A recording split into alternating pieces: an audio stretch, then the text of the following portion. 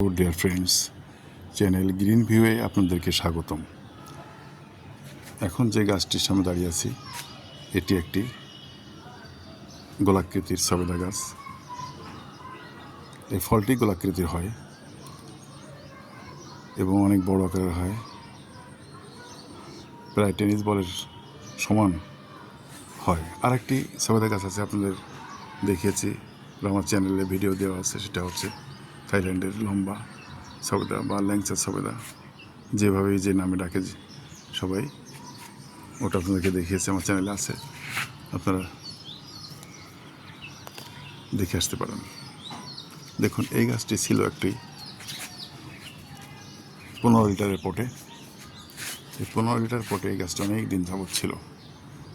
আমি আসলে গাছটি দেশের বাড়ি নিয়ে মাটিতে লাগাতে চেয়েছিলাম, সেই জন্য প্রায়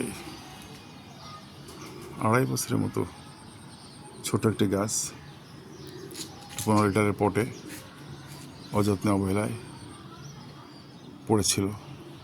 আমি যখন গাছটি লাগিয়েছিলাম তখন গাছটি এই ডালটির মতো হবে, এইখান থেকে এই এতটুকু একটা ডাল। সেই গাছটি এখন ওই 15 লিটারের পটে এত বড় হয়েছে।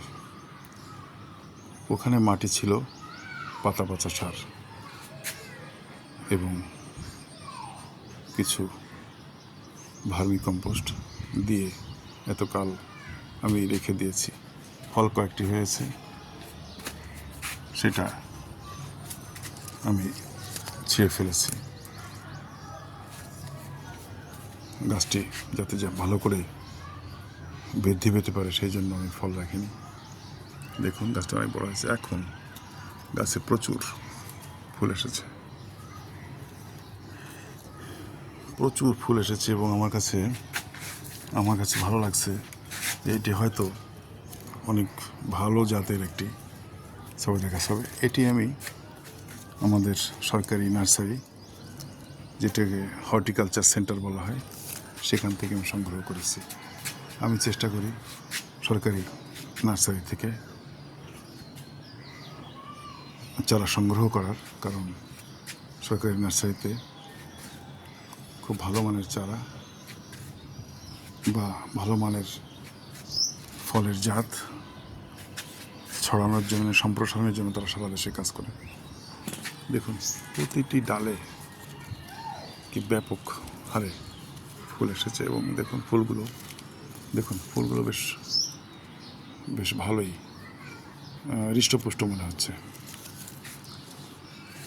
আশা করি পরবর্তীতে আপনাদের এই গাছের ফল হলে আপনাদের রিভিউ দিতে পারবো, আশা করি। এই মাটিতে এখানে রিপোর্টিংয়ে আমি একটি 50 লিটারের পট ব্যবহার করেছি। দেখুন কতটুকু মাটি আমি দিয়েছি, এবং প্রায় 4 ইঞ্চিরও বেশি আমি জায়গা খালি রেখেছি। এখানে 60% মাটি এবং 40% জৈব সার, যেখানে 6 KG vermi compost, 1 KG coco dust, অর্থাৎ নারিকেলের চোবড়া থেকে যে গুঁড়োগুলো বের হয় সেই ডাস্টগুলো, আর হাড় গুঁড়ো, শিংকুচি এবং অন্যান্য কিছু উপাদান, যেমন জিপসার বলা যেটাকে। এরপরে কিছু ডাই অ্যামোনিয়াম ফসফেট অল্প 10 গ্রাম দিয়েছি। এই দিয়ে মোটামুটি গাছটি আমি প্রতিস্থাপন করেছি। দেখা যাক যে আমি এই গাছ থেকে কী রেজাল্ট আসে। আমি ভবিষ্যতে আপনাদের আজকের রিভিউর উপরে ভিত্তি করে আমি আপডেট ফলো আপ দেবো। আশা করি আপনারা আমার সঙ্গে থাকবেন। আর আপনারা আমার এই চ্যানেলকে যদি একটু ভালো লাগে, আপনারা সাবস্ক্রাইব করুন, লাইক, শেয়ার, কমেন্ট করুন।